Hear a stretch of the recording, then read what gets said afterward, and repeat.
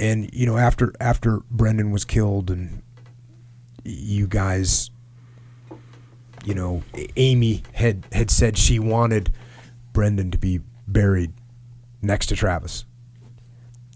Yeah, you know, you wonder why things happen the way they do, but we never had that talk with Travis, like what happens if you don't come back. And when we lost him, my wife and I were like, well, we should have him near us here at home. So we buried him close by us and outside of Philadelphia. And then shortly after that, we heard from some family and friends that, hey, they had a serious conversation with Travis, and he said he wanted to be in Arlington if anything happened to him. So I called down to Arlington. They said, yeah, we've reinterred. We can do that.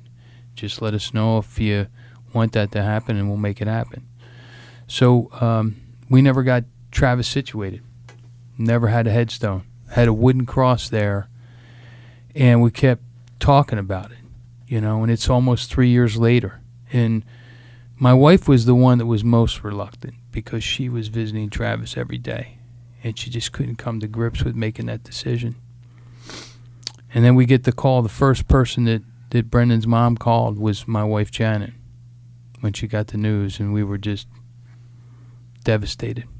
And we got down there, and Amy came into town. She said, you know, I want Brendan next to Travis in Arlington. Now, she knew she was at Travis's service. She knew Travis wasn't at Arlington, but maybe she had forgotten in the shock. And I know how that goes. You're just in total shock.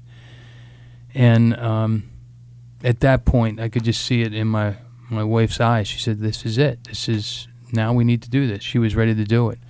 And they moved mountains to make it happen. I mean, Department of the Army in Arlington helped us move Travis down there in 2 weeks. Wow. And then we laid Brendan that following Monday. They originally said, let's do this the same day. And I was like, well, no, this is Brendan's day. We'll just like a quiet ceremony. So we did it the Friday before, and this quiet ceremony, we had all the Marines from Manion Hall down at where the officer school is. They have a hall named after Travis. They all showed up.